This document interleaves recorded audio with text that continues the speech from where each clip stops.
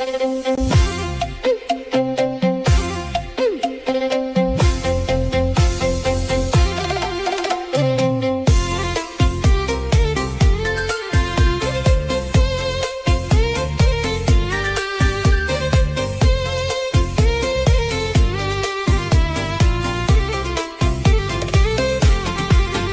មុំស្រស់កំលោះបងសុំស្នេហ៍